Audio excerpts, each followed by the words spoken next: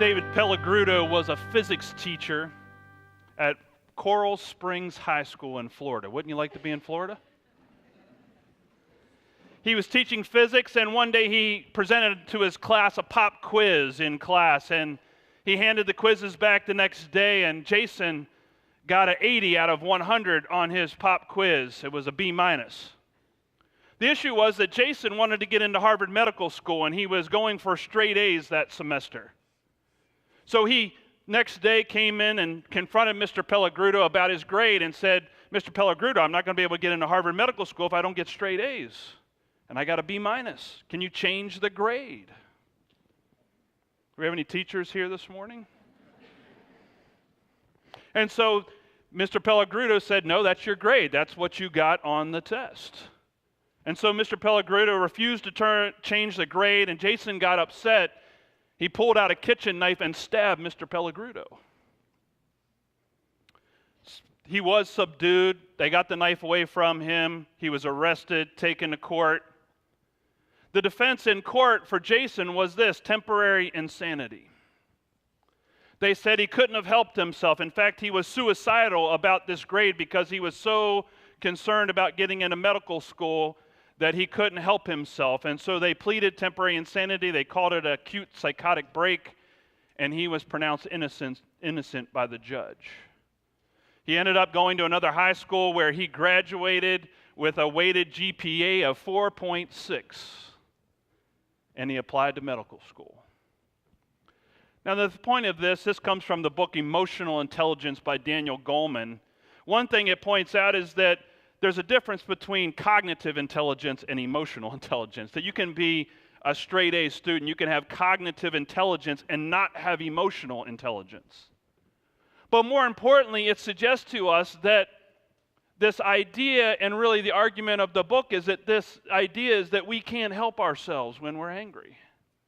That we're not in control of ourselves when we're angry, which is a misconception.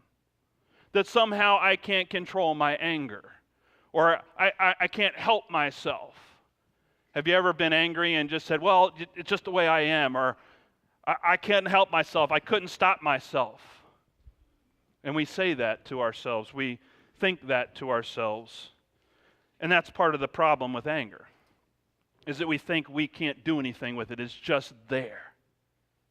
And yet the Scripture calls us to something different, and the Scripture actually suggests that there is something we can do about our anger. There is something that can resolve our anger. There is something that can change the toxicity within us, because remember, we're talking about the toxic heart. And the toxic heart is not about what goes into us, but what comes out of us that makes us unclean, that makes us toxic. What comes out of our hearts, Jesus said, is what creates toxicity in our relationships. Last week we talked about 2 weeks ago, sorry. 2 weeks ago we talked about discontentment. I'm not getting what I want. Jason wasn't getting what he wanted. And that discontentment sometimes leads us to be angry when we don't get what we want. And getting angry is saying to ourselves, I want to get even. Somebody owes me.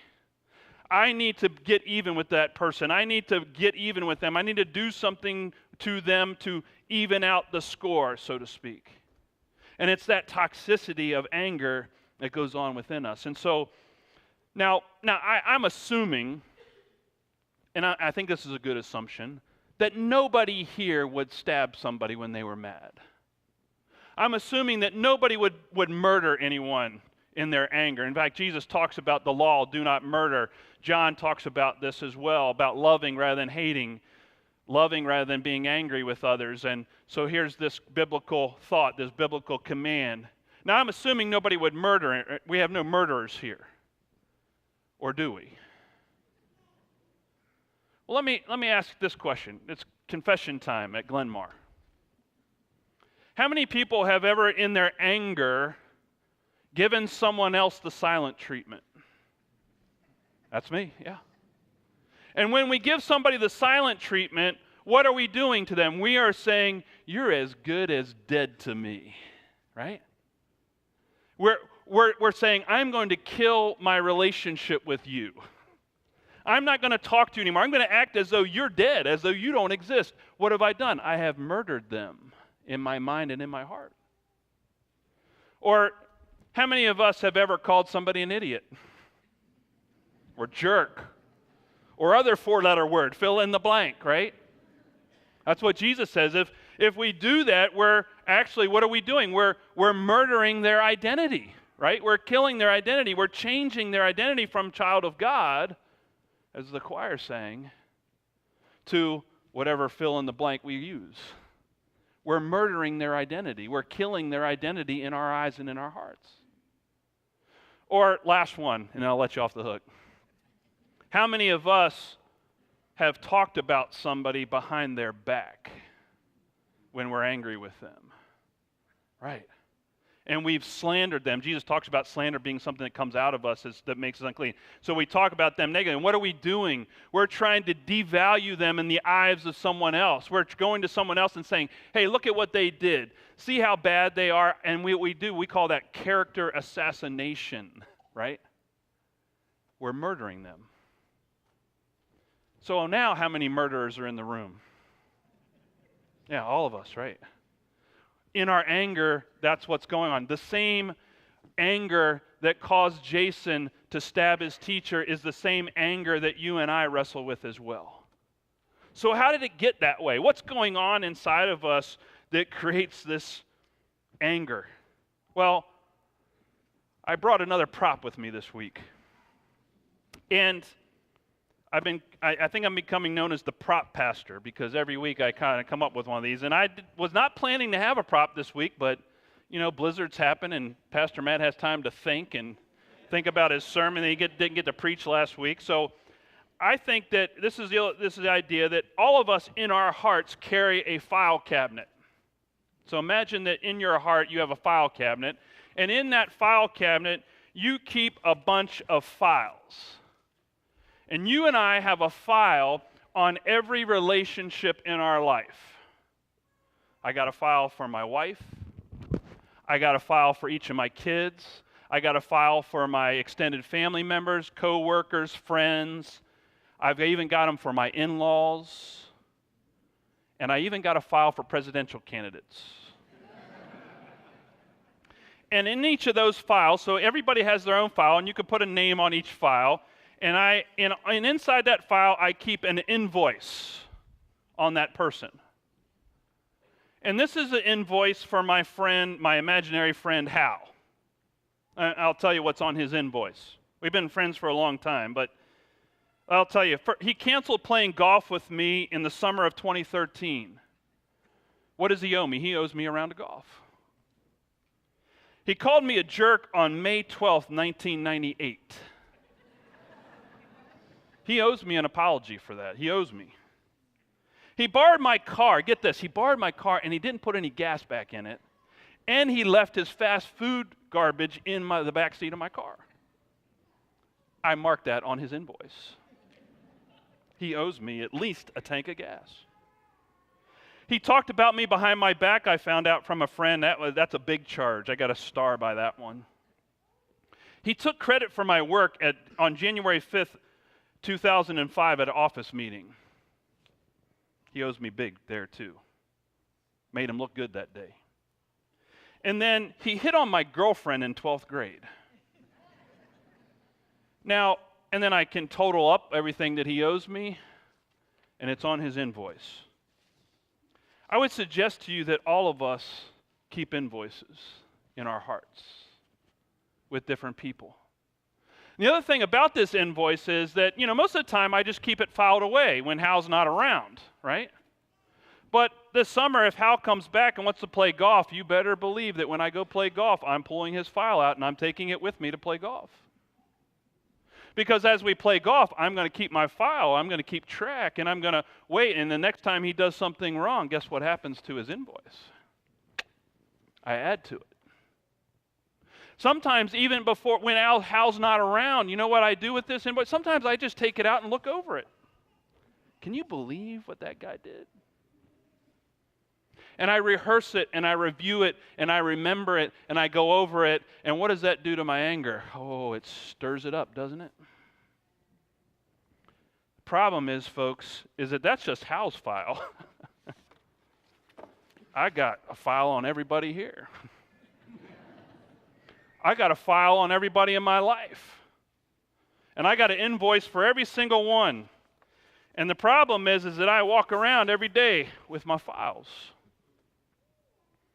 waiting sometimes for people to mess up, wondering when they're going to hurt me again so I can keep a record. That's what's toxic about anger. That's what anger will do to you. It'll just create this big filing system in your heart, and then we wonder why there's no room for grace and forgiveness and other things that we want to be. It's because it's too full of this stuff. Someone once said that holding on to anger is like drinking poison and expecting the other person to die. Unknown. But that's what anger does to us. That's the toxicity of anger. And the thing is, we're carrying all this around, and you know what? That all these invoices are unknown. Most of them are unknown to the other people. But I'm carrying them around. They don't even know about them, but I sure do know about them. Now, we can all relate to that. Every single person can relate to that. Everybody on the planet can relate to this. But there's a bigger problem for me as a Christian, as a follower of Jesus. If I claim to follow Jesus, I've got a bigger problem.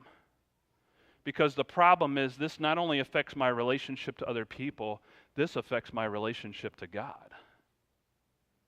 Because what if God kept a file on Matt? I can tell you it'd be bigger than this. If God kept a file on me, an invoice on me, it's a big one. And so what does God do with my file? What does God do with all my invoices throughout my whole life? He forgives them.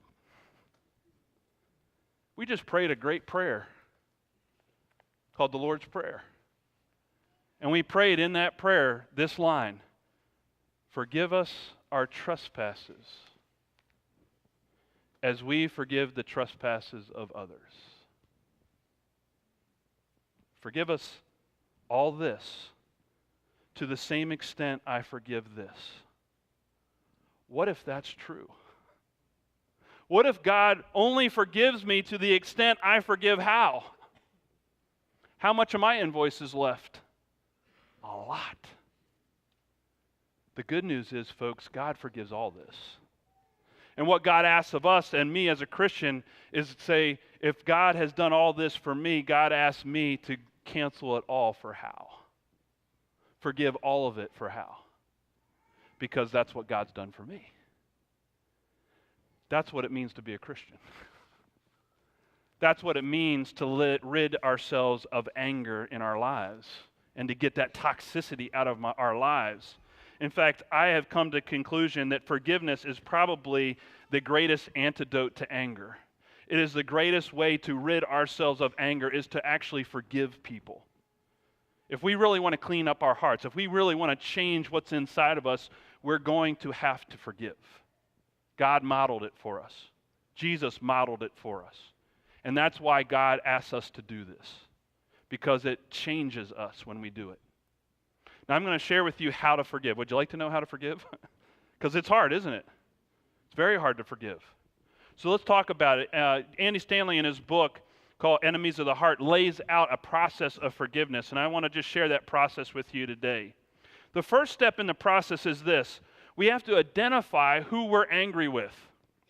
You know, a lot of anger in our lives, we don't always know or identify who we're angry with. We may be angry with one person, but we're taking it out on the people we say, who do we take it out on? The people we love, right? So I might be angry about someone that did something to me earlier in the week, but when I get home and one of my kids does something little, like didn't take out the garbage or something, I get upset with them. I get angry with them, but I'm not really angry with them. I'm angry at this person over here, but I'm taking my anger out and I'm venting my anger on someone else, and that's why this is toxic to relationships. Because we're not addressing who we're really angry with.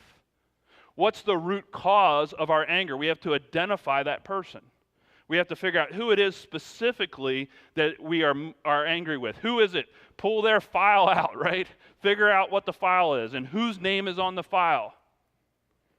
And then the other thing, the next step we have to do after we identify who it is, we have to really determine what they owe us. You know, another way we pray the Lord's Prayer is forgive us our debts as we forgive the debts or what they owe us of others. We want to get even. We want to balance the scales. So we have to look at their invoice and say, what is it exactly it is that they owe us?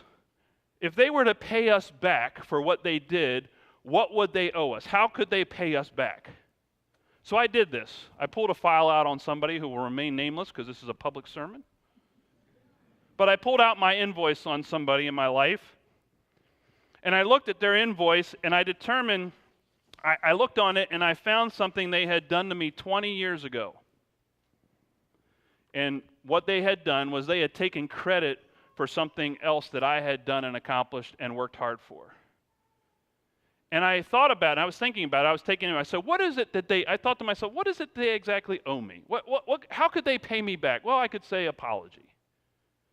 But here's what I determined. It was 20 years ago.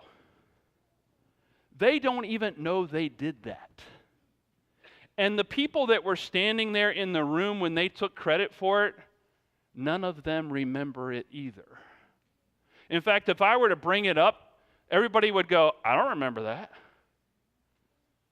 So, because I think that they've taken something from me. I think that they've taken something from me. They've taken value away from me, and really that's about whose ego.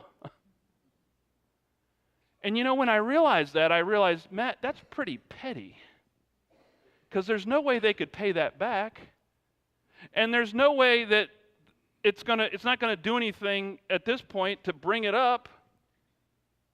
Why not just cancel it? Why carry it around for 20 more years? When it's so insignificant, it's so petty, it's so relationship changing. Why not just say canceled, forgiven, paid? Because here's what love does. If we're loving people, 1 Corinthians chapter 13 says, love keeps no record of being wronged. Love doesn't keep an invoice. So to love people means to cancel the invoice, to mark it paid. Cancel the debt. That's the process. Cancel that debt. And when we can cross that off of their invoice, that's when we know we've forgiven. When we can take that off, when we can mark it paid, when we can say, I'm going to love this person and I'm going to be loving enough to cancel this and take it off of their invoice, then I know I've forgiven. I've paid it. And then the last thing we do in that process is we dismiss the case. And when you mark a file paid, when you mark an invoice paid, what do you do with it? What do you do with that invoice when it's marked paid? If it's paid up and you've done it, what do? You just get rid of it, right? You let go of it. You don't look at it again. You don't look at it anymore. I hear people use this phrase all the time, I can forgive, I just can't forget. I don't believe that. I believe the reason we can't forget is because we haven't forgiven. I think if we truly forgave, if we truly canceled the debt, it would be much easier for us to dismiss it, to lay it aside, to let go of it. And that's the thing. That's how we get rid of anger in our lives. We forgive so that we can let go. We cancel and we pay it because we can. Here's the thing, folks. Why do we do that? Because when Jesus went to the cross and died on the cross, what had happened to my invoice? It was marked paid in full. All of it. It's all gone. God's got no invoice on me because of Jesus Christ. And I am asked to do the same for others. And to dismiss the case because God has done so for me. I think the reason we have a hard time doing that is because we feel like we're letting somebody off the hook. We think we're letting them get away with something that wasn't right. And this is not about saying that what they did was right. This is not about putting up with abuse from other people. This is not about condoning their actions. The problem with letting them off the hook or not letting them off the hook is that we're on the hook with them. We're angry. We're toxic. And if the only way to get us to get ourselves off the hook is to let them off the hook. It's not condoning. It's not saying it was right. That's not the point. The point is getting the toxicity out of ourselves, out of our lives, not carrying it around anymore. Because I went on a retreat a few years ago, and I share with you an easy one, a 20-year-old memory, easy to cancel. Let me share with you one that's a little bit harder, a little deeper, a little bit more painful. And again, the names are not shared. But I went on a retreat, and I went into the retreat, and they had this altar set up, and they had all these rocks on the altar. And at the beginning of the retreat, they asked us to go up and choose a rock or a stone to carry with us for the whole retreat. And so I went up to the altar, and I found a really nice-looking stone that I thought would look nice on my desk back at the office. And I pulled it up, and I didn't know why I was selecting this. They said, just take it with you, carry it with you, let it be symbolic for you of something that going on in your life, your relationship with God. And so I did that. I put it in my pocket, carried it around with me the whole retreat. And I kept wondering, why am I carrying this rock around? What is this rock all about? And as I prayed about it and thought about it and reflected on it, and God started to reveal to me that this rock symbolized anger.